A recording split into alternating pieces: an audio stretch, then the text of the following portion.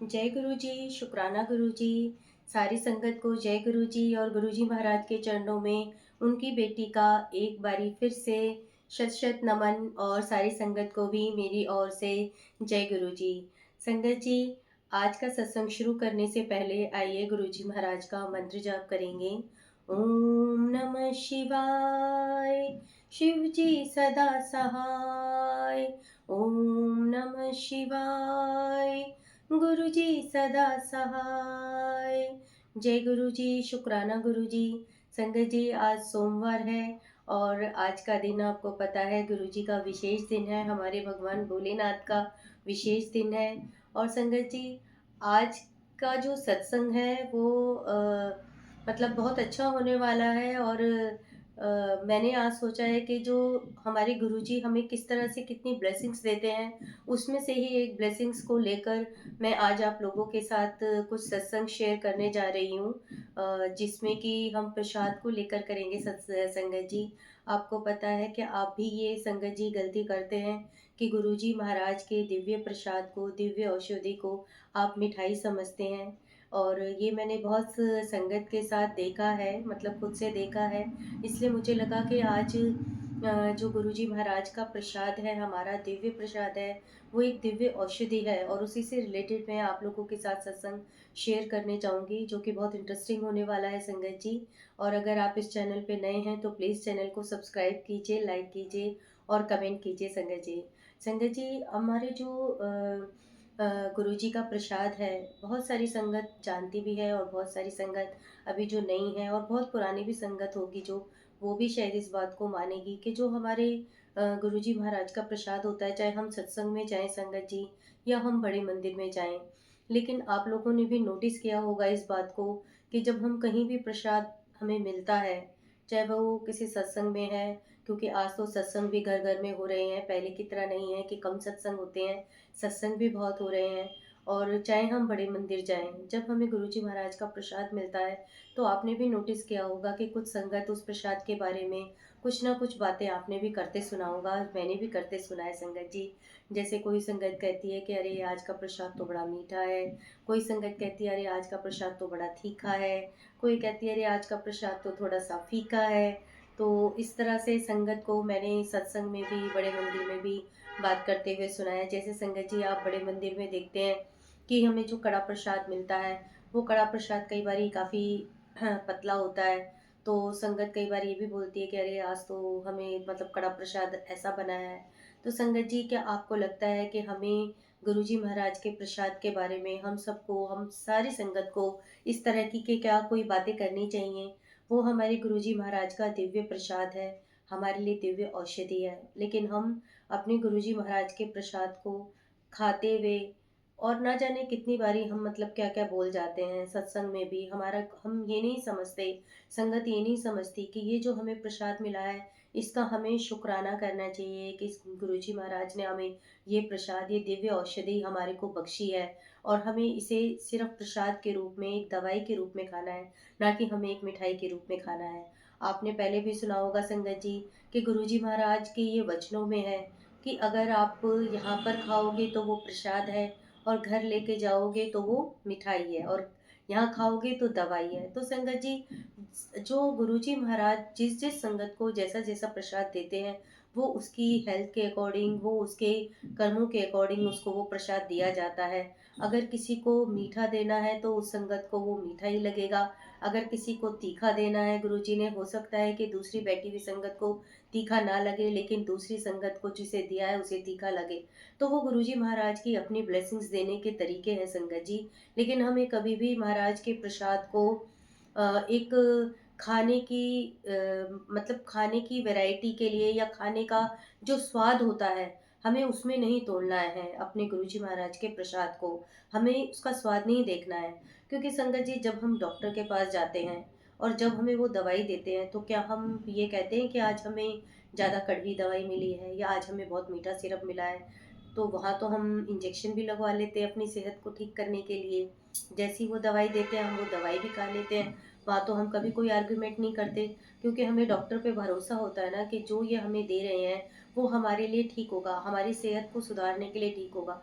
तो फिर वैसे ही संगत जी, हम क्यों नहीं किसी भी सत्संग में जाकर और बड़े मंदिर में जाके हम उस प्रसाद को, उस प्रसाद, दिव्य प्रसाद को एक दवाई की तरह ही समझ के क्यों नहीं ग्रहण करते?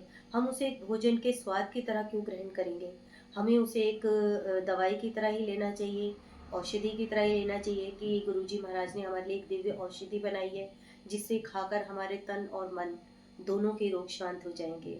इससे रिलेटेड ही संगत जी, मैं आपको कुछ सत्संग शेयर करने जा रही हूँ, जो कि मैंने सुने हैं, और कुछ अपने बच्चों से रिलेटेड भी होंगे, वो भी मैं आपको सुनाऊँगी संगत जी।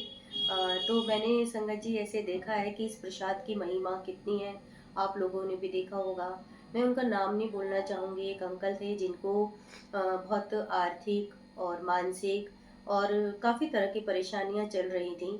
घर में भी उनके परेशानी थी, लेकिन वो गुरुजी के सत्संग में जाते रहते हैं, और जहाँ भी उनको जो भी प्रसाद मिलता है, वो प्रसाद को बहुत भक्ति से, बहुत दिल से, बहुत श्रद्धा से, भरोसे से खाते हैं कि एक ना एक दिन गुरुजी महाराज मेरी जो जीवन में परेशानियाँ चल रही हैं, सब परेशानियों को ख़त्म कर देंगे। और इस तरह से वो गुरुजी महाराज का प्रसाद खाते हैं, और धीरे-धीरे उनकी घर की सारी प्रॉब्लम्स सॉल्व हो जाती हैं। उस समय अंकल एक सत्संग में गए होते हैं, और कोई नई संगत आई होती है, वहाँ से जा रही होती है, और वो उनसे, अंकल से पूछते हैं कि यहाँ पर क्या होता है, यहाँ क्या मिलता है? तो वो अंकल बोलते हैं कि यहाँ पे शांति मिलती है, यहाँ पे भगवान मिलते हैं, और अंकल उनको भी बखान करते हैं वहाँ के प्रसाद का। संगत जी, एक ये सत्संग है, और दूसरा संगत जी, मैंने जो सत्संग सुना है, वो एक आंटी का है। उनको कोई संतान नहीं थी, आंटी को काफ़ी साल शादी के हो गए थे, और उनके बच्चे नहीं होते थे। और आंटी हमेशा गुरुजी से अरदास करती थी कि गुरुजी, मेरी गोद में भी एक बच्चा दे दीजिए, मैं निसंतान हूँ और मेरे को भी संतान चाहिए। और आंटी हमेशा बड़े मंदिर जाके प्रसाद ग्रहण करती थी, भरोसे से करती थी, विश्वास से करती थी कि ये मेरे को ब्लेसिंग्स मिल रही हैं, और गुरुजी महाराज की ये ब्लेसिंग्स लेकर मेरे को जो मुझे चाहिए वो हमेशा मेरे को मिल जाएगा। और घर में भी वो जब भी कोई मतलब खाती थी, तो उसको खाने से पहले गुरुजी को भोग लगाती थी, और इस विश्वास से लगाती थी, आंटी बोलती हैं, मैं इस विश्वास से लगाती थी कि जब मैं ये गुरुजी के आगे भोग लगाऊंगी और वो ब्लेस कर देंगे, और जब मैं उसे खाऊंगी, तो गुरुजी मेरी अरदास कबूल करेंगे और मुझे संतान प्राप्ति होगी। और संगत जी, आप विश्वास ज़रूर करेंगे, क्योंकि आप गुरुजी की संगत हैं, कि आंटी को गुरुजी ने बहुत परीक्षा ज़रूर ली, लेकिन हाँ, 2 साल के अंदर गुरुजी ने उनकी गोद में एक बहुत प्यारा सुंदर सा बेटा उन्हें ब्लेस किया। तो जय गुरुजी। संगत जी, इसलिए प्रसाद की महिमा बहुत है, ये दिव्य प्रसाद है। और इसी तरह से प्रसाद के लिए मैं आपको एक और सत्संग सुनाना चाहूँगी कि एक आंटी के अंकल को, उनके हस्बैंड अंकल को कैंसर की 3rd स्टेज चल रही थी, और आंटी बहुत परेशान थी कि गुरुजी, मेरे हस्बैंड अंकल की कैंसर की 3rd स्टेज है, और मैं मतलब मेरे अंकल कैसे ठीक होंगे? और किसी के भी घर में अगर ये प्रॉब्लम होती है संगत जी, तो आप समझ सकते हैं कि हर आदमी परेशान होगा ही होगा। तो संगत जी, गुरुजी महाराज ने आंटी को ड्रीम दर्शन दिए, और उसमें आंटी को बताया कि तू अपने हस्बैंड अंकल को रोज प्रसाद खिला, खुद चाहे घर में भी भोग लगा के खिला, या सत्संग में जाती है, बड़े मंदिर जाती है, और उनको वो खिला, और वो ठीक हो जाएंगे। लेकिन आंटी को विश्वास नहीं हो रहा था कि जहाँ अंकल को 3rd स्टेज का कैंसर है, तो वो कैसे ठीक होगा। लेकिन फिर भी आंटी भरोसे से, विश्वास से, जैसा गुरुजी महाराज ने उन्हें सपने में बताया था, वो अंकल को हमेशा भोग लगा के गुरुजी का जल प्रसाद या जो भी भोजन वो बनाती थी, कोई भी चीज़, वो उनको प्रसाद बना के तब अपने अंकल को देती थी। या बड़े मंदिर भी जाते थे, तो वहाँ से भी जो प्रसाद आता था, वो अंकल को खिलाते थे। और यकीन मानिए संगत जी, कि उनके अंकल बिल्कुल ठीक हो गए। जैसा कि गुरुजी ने कहा था कि तू उसको प्रसाद खिलाती रहे, और वो बिल्कुल ठीक हो जाएंगे। तो देखिए संगत जी, हमारे गुरुजी महाराज के दिव्य प्रसाद की कितनी महिमा है कि वो निसंतान को संतान दे देते हैं, 3rd स्टेज वाले कैंसर को कैंसर ठीक कर देते हैं, उनकी हेल्थ ब्लेस कर देते हैं। तो हम फिर ऐसे प्रसाद को हम ये कैसे कह सकते हैं कि ये तीखा है या मीठा है? हमें उसे भोजन के टेस्ट की तुलना में नहीं तोलना है संगत जी, हमें उसे प्रसाद, दिव्य औषधि के रूप में लेना है।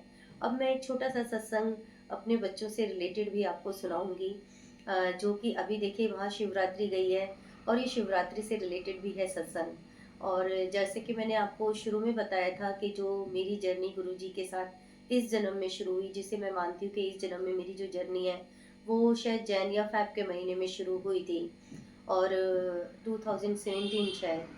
और उसके बाद आपको पता है कि महाशिवरात्रि आता है। जब मैं पहली बार गई तो वो महाशिवरात्रि पर्व की तैयारियां ही चल रही थी। और जब से गुरुजी से इस जन्म में गुरुजी ने जोड़ा है, हर शिवरात्रि पे गुरुजी अपने बड़े मंदिर ज़रूर बुलाते हैं। तो जब मैं फर्स्ट शिवरात्रि पे गई थी तो मैं अकेले ही गई थी, लेकिन जब शायद सेकंड या थर्ड शिवरात्रि थी तो बच्चों ने भी खुद ही से बोला कि हमें भी चलना है, हम भी जाएंगे। क्योंकि बच्चे हमेशा, गुरुजी ने उन्हें इतना ब्लेस ज़रूर किया है कि कभी मुझे उन्हें फोर्स नहीं करना पड़ता। वो हमेशा खुद से इंटरेस्ट लेते हैं कि हमें गुरुजी के बड़े मंदिर जाना है। तो उस दिन भी उन्होंने शिवरात्रि पे भी बोला कि मम्मी हम भी आपके साथ गुरुजी के बड़े मंदिर चलेंगे। मैंने बोला ठीक है चलो। उस टाइम पे संगत जी मेरा बेटा जॉब करता था, तो हम मॉर्निंग में नहीं जा पाए गुरुजी के मंदिर, बड़े मंदिर में। और उसको आते आते थोड़ा दोपहर हो गई और वो थोड़ा रेस्ट करने लगा, तो हम थोड़ा शाम को गए थे। जैसे कि हम शायद 4-5 बजे अपने घर से निकले होंगे। और उससे पहले उनको ये पता था कि वहाँ पे जब भी कोई फेस्टिवल होता है, जैसे बर्थडे होता है या शिवरात्रि होती है, तो वहाँ पे पैक्ड थाली दी जाती है। और वो दोनों घर से ही ये डिस्कस करते हुए चल रहे थे। हालांकि मैंने उन्हें कुछ नहीं बोला, कुछ मतलब मैंने बोला भी नहीं, मैं बोलूंगी भी तो ये समझेंगे तो है नहीं। तो वो जब शाम को हम चलने लगे घर से, तो वो दोनों आपस में डिस्कस कर रहे थे कि जल्दी चल जल्दी चल। मेरा बेटा बोल वो मेरी बेटी बोल रही थी कि नहीं, मेरे बेटे ने बोला कि अरे फिर जल्दी चल, वहाँ पे प्रसाद पैक्ड मिलता है, वो तो बिल्कुल ठंडा हो जाएगा, बिल्कुल रोटी भी ऐसे पापड़ जैसी हो जाती हैं। और मेरी बेटी ने भी ऐसी कुछ प्रसाद के बारे में बोला कि खत्म, मतलब कुछ उन्होंने दोनों ने प्रसाद के बारे में बोला। क्योंकि ये तो हमें पता है संगत जी कि प्रसाद शायद वो रात को ही पैक करना शुरू कर देते होंगे या अर्ली मॉर्निंग, क्योंकि इतनी संगत आती है तो वो साथ के साथ तो पैक नहीं करके देते हैं, काफ़ी पहले से ही पैक करके दे देते हैं। तो उसमें आपको पता है कि 2 चपाती प्रसाद होता है और एक पूरी भी होती है, कभी ज़्यादातर तो होती है पूरी। अब जो लड़के होते हैं, जो बॉयज़ होते हैं, उनकी डाइट आपको पता है ज़्यादा है, तो उनका पेट नहीं भरता होगा। और मेरा बेटा है वो भी जिम वगैरह जाता था, तो उसकी भी वो हमेशा बोलता था कि मतलब मेरा ना पूरा पेट नहीं भरता गुरुजी के लंगर प्रसाद से, मैं तो आधा भूखा ही रह जाता हूँ। तो उस समय भी वो दोनों लंगर प्रसाद के बारे में ही पूरे रास्ते बात करते हुए चल रहे थे कि जल्दी चल, कहीं लंगर प्रसाद वो पहले इतना ठंडा होता है, वो ठंडा हो जाएगा। मैं तो सुन रही थी, मैंने बोला क्या बोलूँ। हमें वहाँ जाते जाते संगत जी शायद 6:30 ऐसे हो गए थे। और शिवरात्रि पे आपको पता है रश बहुत होता है और लोग शायद नाइट में ज़्यादा आते हैं, क्योंकि वहाँ की डेकोरेशन भी देखना चाहते हैं। तो जब हम गए तो 7 बजे की वहाँ पे आरती शुरू हो गई थी संगत जी। और जब आरती शुरू होती है तो आपको पता है कि फिर वो अंदर नहीं जाने देते हैं। जो संगत बाहर है वो बाहर ही रहती है, और जो संगत अंदर है वो अंदर ही रहती है। तो हम भी उस समय काफ़ी देर बाहर ही खड़े रहे। और आप मानेंगे नहीं संगत जी कि उस दिन हमें प्रसाद नहीं मिला गुरु जी के बड़े मंदिर में।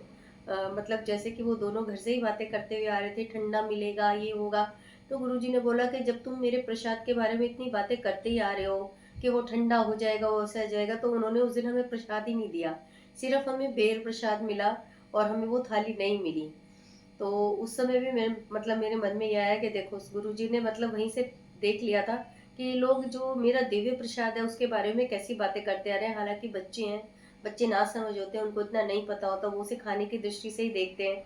लेकिन उस दिन गुरुजी ने उनको भी ये बता दिया कि अगर तुम मेरे प्रसाद के बारे में ठंडा है, गर्म है और बासी हो जाएगा, घर लाके खाएंगे तो और ठंडा हो जाएगा, अगर ऐसी बातें करते करोगे तो वो दिव्य प्रसाद आपको नहीं मिलेगा। और सिर्फ उस दिन में भेद प्रसाद मिला। और मैंने उन दोनों को यही बोला, मैंने कहा चलो अब ठीक है, ना तुम्हें ठंडा प्रसाद मिला ना गर्म मिला, कैसा भी नहीं मिला। और फिर हमने घर आते हुए, जब हम घर आए तो हमने फिर मैकडोनल्ड से बर्गर वगैरह उन लोगों ने खाया। तो उन्होंने बोला नहीं, आज हमें गुरुजी ने बोला था कि आज तुम बर्गर खाना, ये खाना, गुरुजी ने हमें शिवरात्रि पे ऐसे ब्लेस किया है। तो वही है संगत जी कि हमें गुरुजी के प्रसाद के बारे में ऐसा नहीं बोलना चाहिए, उसे प्रसाद के रूप में ही लेना चाहिए। और एक छोटा सा सत्संग और शेयर करूँगी, जो कि मेरी बड़ी सिस्टर है। मैं कई बार आपको सत्संग में बताती हूँ, मेरी बड़ी सिस्टर है। उस दिन उनके 2 बेटे हैं, 2 बहुएं हैं, तो वो सारे पूरी फैमिली बड़े मंदिर गई थी और वो मुझे भी लेकर गए थे। जैसे कि उनको लग रहा था कि चलो भी ये पहले से जाती है, हालांकि वो मुझसे पहले वो गए थे, उनसे मैंने सुना था। और उस दिन वो मुझे अपने साथ लेकर गए थे। तो जो आजकल आपको पता है संगत जी, बच्चे जो हैं वो ज़्यादा चाय वगैरह नहीं पीते हैं। तो जो उनका छोटा बेटा है और जो बहू है दोनों ही चाय नहीं पीते हैं। और वो जब हम लाइन में लगे, और लाइन में लगे हुए जब उनको, मतलब कई बार आपने भी देखा होगा जब हम मंडे को भी जाते हैं, तो जो चाय प्रसाद होता है वो हमें बाहर से, मतलब जहाँ पे शिव मूर्ति लगी हुई है वहां से भी देना शुरू कर देते हैं, या उस साइड से भी हमें देना शुरू कर देते हैं, जहाँ समाधि है उस तरफ से हम आते हैं तो वहां से भी हमें चाय प्रसाद मिलना शुरू हो जाता है। तो हम उन्हें बोल ही रहे थे और वो देख भी रहे थे शायद कि चाय मिल रही है, तो हम उन्हें बोल रहे थे कि हाँ भाई यहाँ पे जल प्रसाद मिलता है, चाय प्रसाद मिलता है, क्योंकि वो दोनों पहली बार ही जा रहे थे। तो उन दोनों ने बोला कि अरे हम तो चाय पीते ही नहीं है, हमने तो आज तक चाय पी नहीं है, हमें तो चाय अच्छी नहीं लगती है, यहाँ पे चाय पीनी पड़ेगी। तो हमने बोला हाँ यहाँ तो चाय पीनी पड़ेगी, यहाँ तो चाय प्रसाद मिलता है और गुरुजी की ब्लेसिंग्स होती हैं उस प्रसाद में, वो तो पूरा फिनिश करना होता है। और वो उन दोनों ने एक ही बारी यही बोला था कि हमें तो चाय पीनी नहीं होती, हमें तो चाय अच्छी नहीं लगती। आप बिलीव नहीं करेंगे संगत जी, हम सबको चाय प्रसाद मिला, जबकि वो हमारे साथ लाइन में लगे हुए थे आगे पीछे। हम सबको चाय प्रसाद मिला, लेकिन गुरुजी ने उनको चाय प्रसाद नहीं दिया। उन, मतलब लाइन में लगे हुए थे, आप मानेंगे हमारे साथ साथ वो लाइन में लगे हुए हैं, और हमें मिल गया चाय प्रसाद। लेकिन वो निकल गए वहां से, और उनको किसी अंकल ने, मतलब चाय प्रसाद के लिए ऑफर नहीं करा, जैसे वहां पे ट्रे लेके खड़े रहते हैं और वो बारी बारी से सबको चाय देते हैं। लेकिन वो दोनों वहां से निकल गए, ना बेटे को चाय प्रसाद मिला, ना उसकी वाइफ को चाय प्रसाद मिला। तो मैंने बोला लो भाई, मैंने कहा तुम पहले ही बोल रहे थे कि हमें चाय प्रसाद नहीं अच्छा लगता, तो गुरुजी ने वो वाली ब्लेसिंग्स आपको नहीं दी और चाय प्रसाद नहीं दिया। तो जय गुरुजी। इस तरह संगत जी, गुरुजी सब कुछ जानी जान है, वो सब कुछ जानते हैं, लेकिन हमारा ये ड्यूटी है कि गुरुजी के वचन है कि उनके लंगर प्रसाद को हमें बहुत भक्ति से, बहुत श्रद्धा से खाना चाहिए, और उसके बारे में बिल्कुल भी हमें ऐसा कुछ नहीं बोलना चाहिए। देखिए संगत जी, गुरुजी ने तो मतलब लोगों की जो शुगर होती थी, मधुमेह होती थी, आपने ओल्ड संगत के भी सत्संग सुने होंगे कि कई बारी गुरुजी कई कई किलो जलेबियां खिला देते थे शुगर पेशेंट को, और जलेबियां खिला खिला के उनकी शुगर ठीक कर देते थे, और वो लोग भी खाते थे गुरुजी से विश्वास के साथ कि हाँ अगर ये हमें कुछ दे रहे हैं, चाहे उनके मन में थोड़ा सा परसेंट डाउट होता हो। और फिर गुरुजी उनको खिला के, जलेबियां खिला के बोलते थे कि जाओ अब जाके अपना शुगर टेस्ट करवाना, वो निकलेगा कि नहीं निकलेगा, और नहीं निकलता था संगत जी। और मैं अपना खुद से बता रही हूँ संगत जी, कि मैं जब से जाने लगी हूँ इस दिव्य प्रसाद की, इस दिव्य औषधि की महिमा, मुझसे भी अच्छा कोई नहीं जानता होगा। मेरे को भी शुगर था, और जैसा कि मैंने आपको बताया मुझे वीट एलर्जी था, लेकिन गुरुजी का दिव्य प्रसाद गुरुजी ने खिलाया, इतना खिलाया कि वो बीमारियां कहाँ छू मंतर हो गई, कुछ पता नहीं चला। अभी भी मैं कभी अगर बीच में कभी बीमार हो जाती हूँ, और क्योंकि जेनेटिक है हमारे यहाँ पे, सबको है हमारे यहाँ पे शुगर, मेरे भाई बहनों को सबको है परिवार में। तो अगर कभी मेरा होता है तो मुझे भी टेस्ट के लिए बोला जाता है, मुझे डर लगता है, लेकिन हाँ जब डॉक्टर बोलते हैं तो करवाना पड़ता है शुगर टेस्ट। तो नहीं निकलता मेरा शुगर। तो गुरुजी की मतलब जो ये दिव्य प्रसाद है, मैंने कोई औषधि, मैं नहीं अलग से, मैं कोई मेडिसिन नहीं ले रही मतलब, पर गुरुजी ने जो दिव्य प्रसाद अपना खिलाया उससे शुगर भी ठीक करा, वीट एलर्जी भी ठीक करी। तो इसलिए संगत जी, हमें दिव्य प्रसाद को औषधि समझ के खाना है, हमें कोई खाने का, हम टेस्ट के लिए नहीं हम खा रहे कि हमें टेस्ट के लिए खाना है। और अगर हम गुरुजी के वचनों पे नहीं चलेंगे तो फिर हम, हमारा गुरुजी के पास जाने का कोई फायदा नहीं है संगत जी। इसीलिए हमें गुरुजी के दिव्य प्रसाद को दिव्य प्रसाद समझ के खाना है, ना कि हमें कोई आम खाना, साधारण खाना समझ के खाना है। तो बस संगत जी, आज के लिए मैं अपनी वाणी को यहीं विराम दूंगी। आई होप आप सबको सत्संग अच्छा लगा होगा और प्यारा लगा होगा। अगर आपको सत्संग अच्छे लग रहे हैं संगत जी, तो प्लीज़ चैनल को लाइक कीजिए, शेयर कीजिए, सब्सक्राइब कीजिए, और प्लीज़ प्लीज़ चैनल को प्यार दीजिए। आपके प्यार की और गुरुजी के प्यार की बहुत ज़रूरत है। तो इसीलिए आपसे रिक्वेस्ट कर रही हूँ कि चैनल को प्यार दीजिए, सत्संग को प्यार दीजिए, शेयर कीजिए, लाइक कीजिए, कमेंट कीजिए। और अब अपनी वाणी को यहीं विराम दूंगी, और विराम देने से पहले हम फिर से अपने गुरुजी महाराज का मंत्र जाप करेंगे। ओम नमः शिवाय, शिव जी सदा सहाय। ओम नमः शिवाय, गुरुजी सदा सहाय। ओम नमः शिवाय, शिव जी सदा सहाय। ओम नमः शिवाय, गुरुजी सदा सहाय। जय गुरु जी, गुरु जी, शुक्राना संगत जी।